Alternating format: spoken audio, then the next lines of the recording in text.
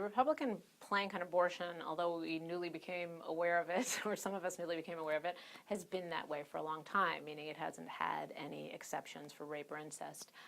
I think what's interesting to me about what happened this year is how quickly Republicans were horrified by what Representative Aiken from Missouri said and how embarrassed they were suddenly about the plank on abortion. I think that's the interesting shift in this political season. And so it's clear to me now that the Republicans are self-conscious about their party being defined in any kind of extreme way. So the fight that they're fighting now is, are these views on abortion mainstream views? Are they going to define the Republican Party, or are they extreme fringe views of the Republican Party?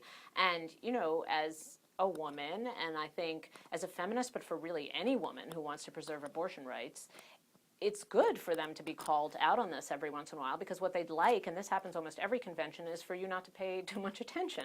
They want it just to be there so that in private meetings, you know, they can show their very conservative base or socially conservative base, look, it's there, look, we believe what you believe, but they don't want that to be like widely, largely known by everybody, and certainly not scrutinized by everyone. And so I think it's a lucky break for all of us that this Representative Aiken thing broke right before the convention, so that we can hold them to task for what their views actually are. And they can't say these are fringe views, you know, by Representative Aiken. We repudiate them if they're right there in the convention. And so I think it's a good moment for us to hold their feet to the fire, and particularly for more liberal Republicans, I guess, who don't care much about the social value stuff and care about everything else.